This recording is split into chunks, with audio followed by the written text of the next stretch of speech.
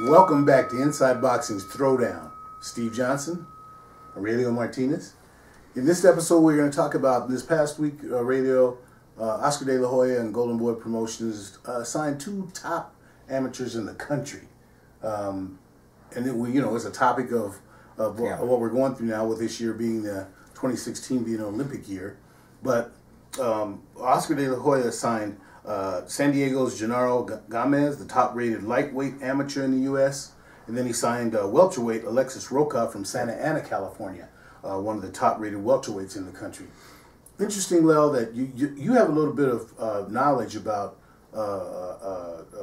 Gamez yourself, having taken one of your boxers out there. So tell our fans about what you know about him. Well, Gamez, I know Gamez personally. I know his father, who trains him. And actually, I kind of felt for Gamez a little bit because his amateur he boxes in that 132-pound division, and Gamez has done everything asked of him in the amateur scene. As a matter of fact, going out, winning international titles, being rated #1 in the United States, doing everything he can. I mean, he's a phenomenal boxer, and he's been doing this for a while, and his dreams have always been to represent the United States in the Olympics. And he's done everything. He's won. He's done nothing but do what he has to do. And that was taken away from him. I still remember talking to his father when USA Boxing made the announcement that the WSB fighter was going to represent the United States. Carlos Balderas, yeah. And there's really, that shuts the door. That shut the door on him, and all the work. See, people don't realize that when you take your son to all these tournaments in the amateur, all that expense lies on yourself. So the expense of going out, the hotel, the room and board, that all lies on the dad and the family. So you sacrifice the training, and then it's all taken away from you.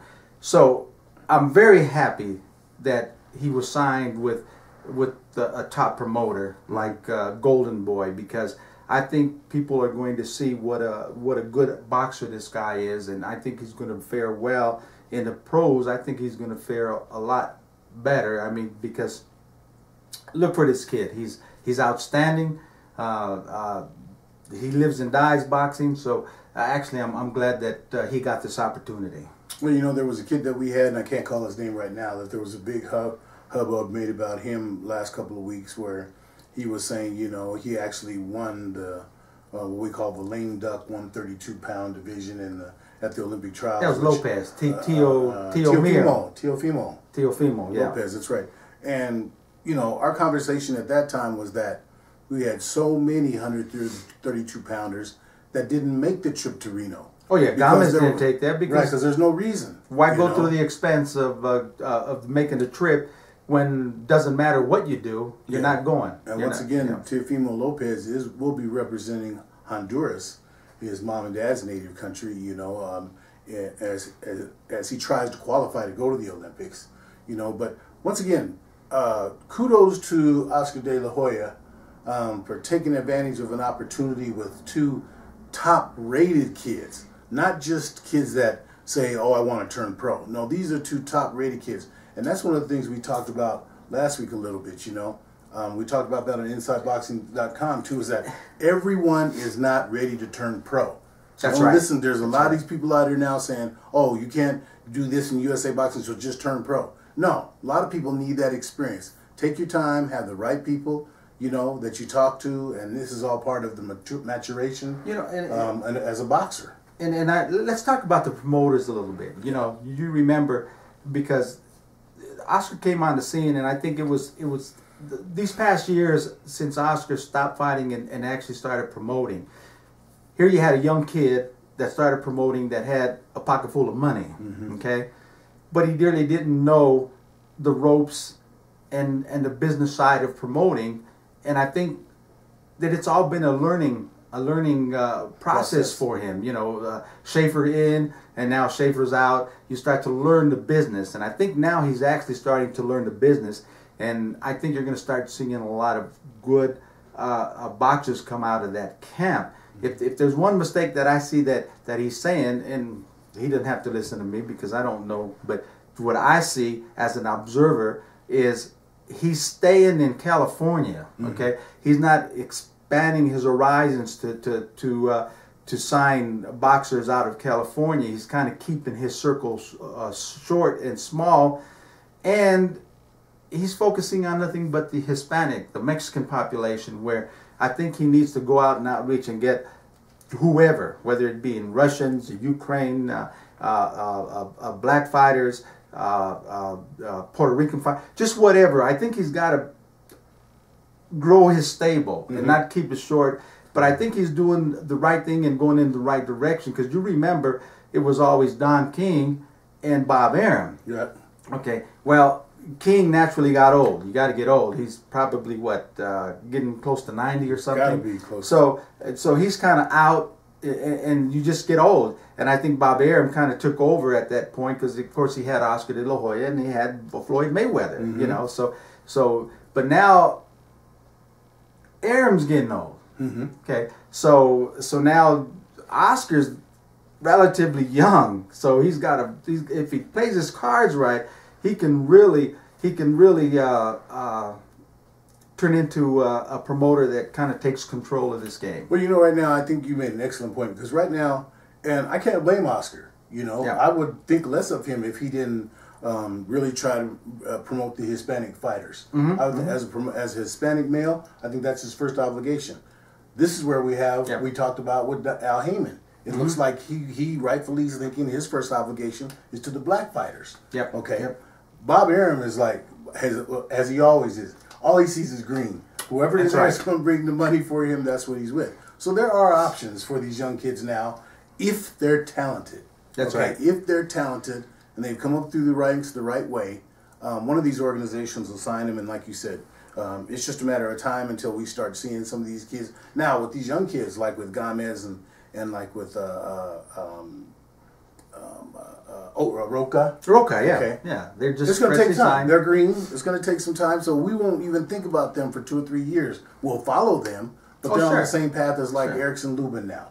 Okay? But the Gamez and Rocha are going to be, I'm predicting right now, in 3 years, we'll be talking to them the same way we speak about now. We talk about the Charlo brothers, okay? Just really just kids that you have to watch.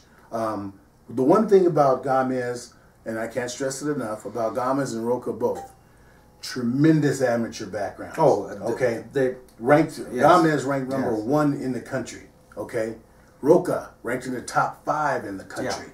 Okay, so like I said, these are kids that they just threw their hat in the ring and said, I want to turn pro. You know, they've had a tremendous amateur background. They've won everything in every different aspect they could. And Oscar De La Hoya now has picked him up. Well, I'll tell you what, Gamez is making his professional debut in April. Okay.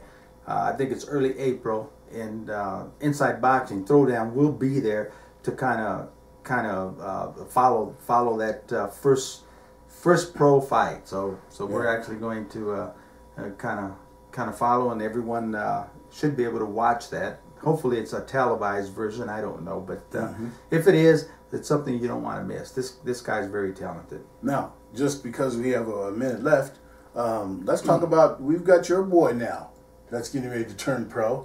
And I've been a big fan of him for the last 5 years for sure. And it's just amazing how we see these kids now, how they come from kids into men, you know.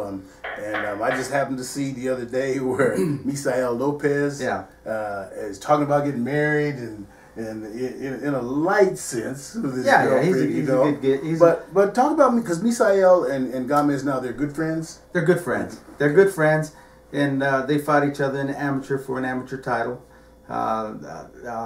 Gamez won that fight. It was a decision. But Misael Lopez I'll be turning him pro March 19th.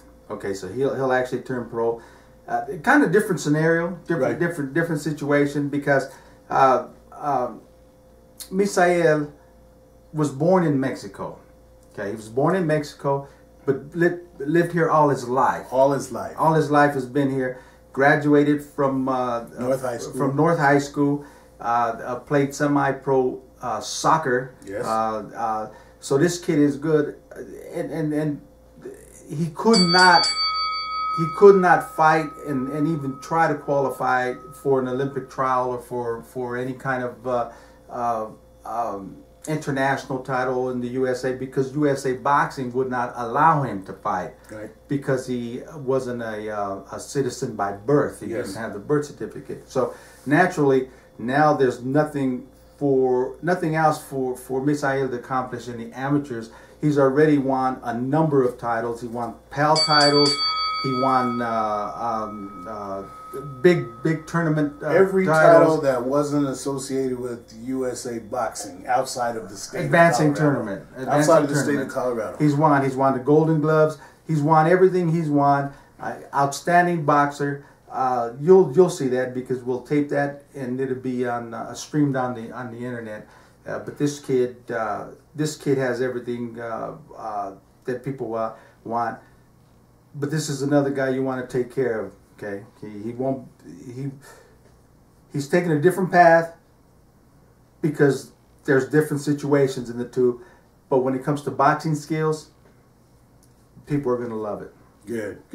All right, that's the end of our second episode.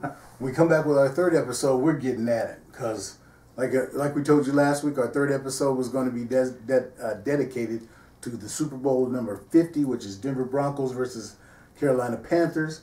Peyton Manning versus Cam Newton. The throwdown. It's gonna be something else. So okay, take a break right quick. Get you some.